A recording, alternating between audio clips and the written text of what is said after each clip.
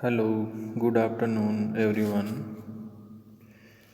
I am Manohar Kumar, Assistant Professor of English from Government College, Devgarh. As you know, for few days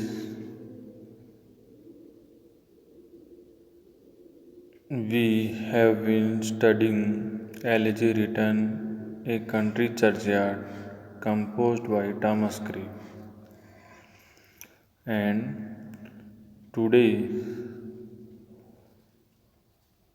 we are going to study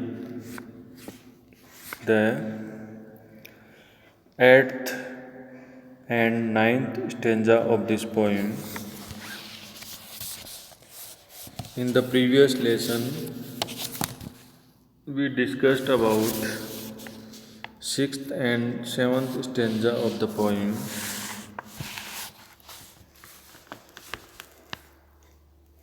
Let us start the text.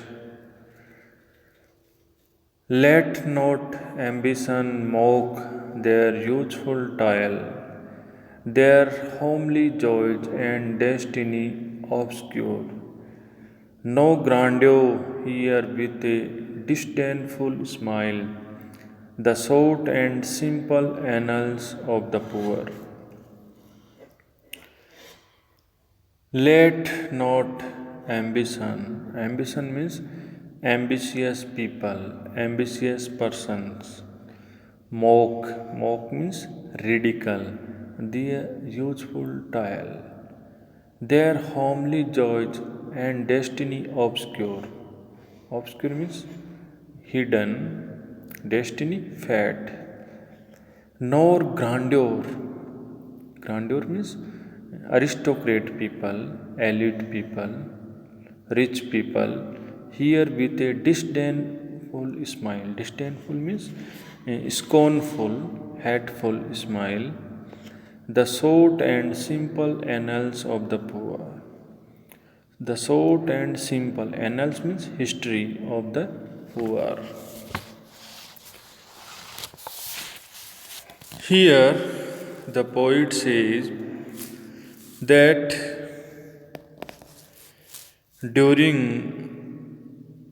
their lifetime, these men performed useful labors, enjoyed simple and ordinary pleasures, and lived unknown lives.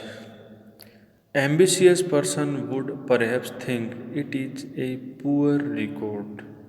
Ambitious persons would be amused by these unimpressive performance.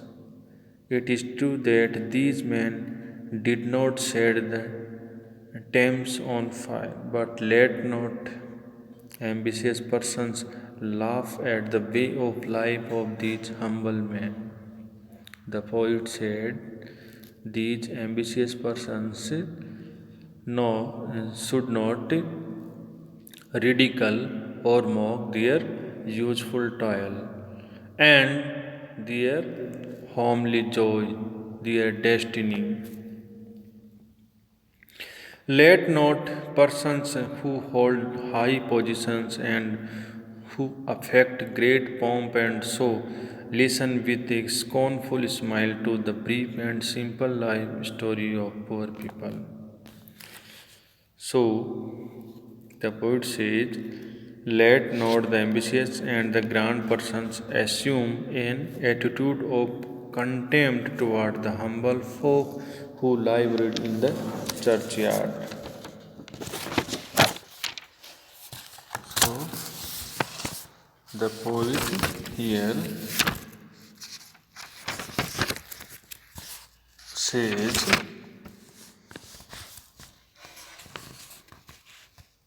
let not ambitions means ambition is personified here. Ambitions means ambitious people. Let not ambitious people mock or ridicule their useful toil, their useful labor in fields, their homely joys and their destiny, which is obscure, which is hidden, nor grandeur.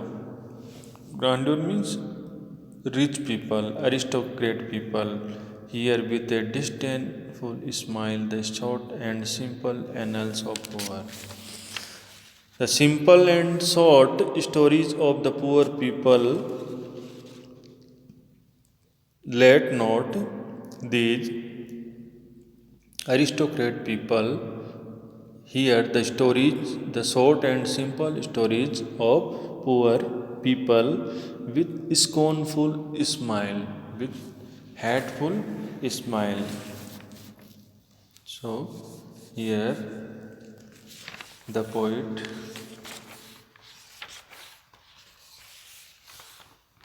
gives advice and appeals the aristocrat people not to mock and ridicule the poor people and no, not hear the short and humble stories of the poor people with hateful smile.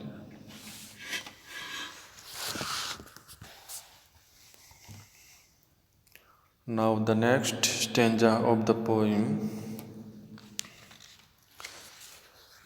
The boast of heraldry, the pomp of power, and all that beauty, all that wealth ever gave awaits like the inevitable hour, the path of glory led but to the grave. This is the most important stanza of this poem and most important for explanation in the examination. So, this stanza is very important for the students. So, this stanza has the qualities of universality. There are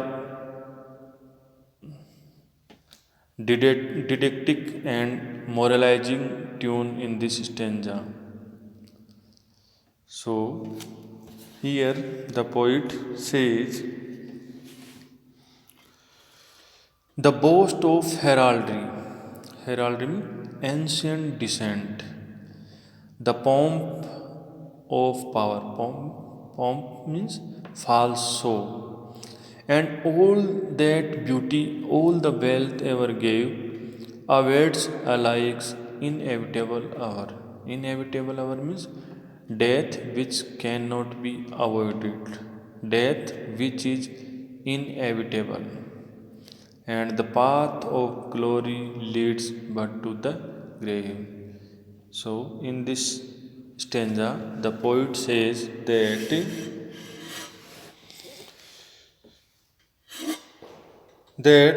death is no respecter of high birth or high position.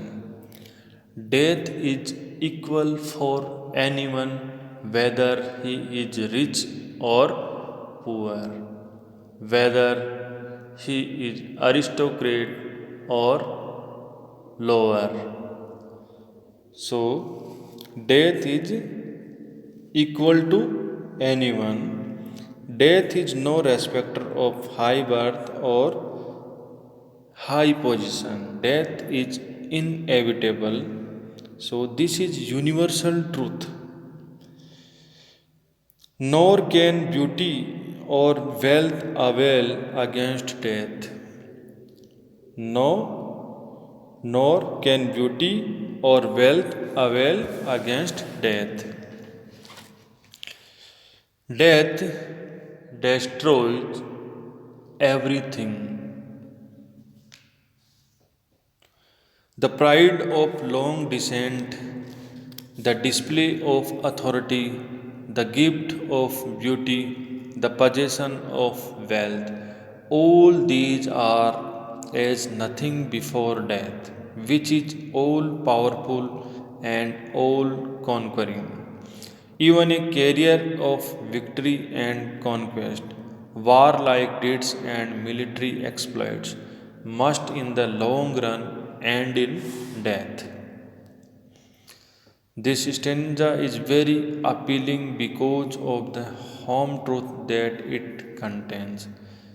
We are at once reminded of Alexander the Great, Napoleon, Hitler, and others of their category who untimely had to make their exit from this world.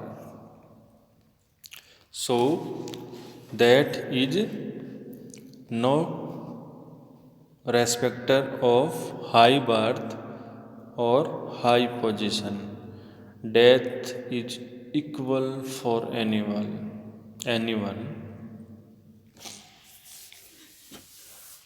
So this is important stanza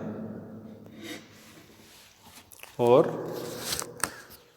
explanation.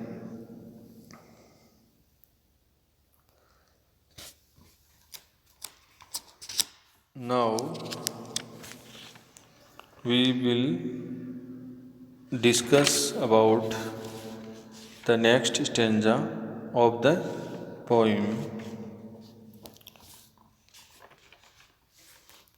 Nor you, ye proud, impute to these the fault, if memory over their tomb no trophies rage, where through the long drawn aisle end.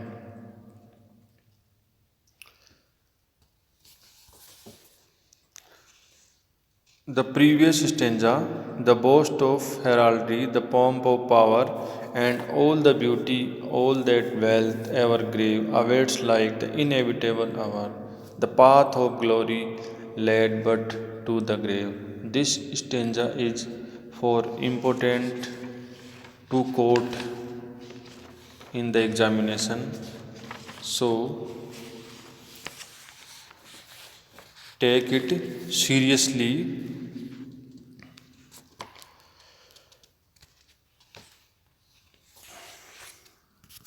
and then thank you for today.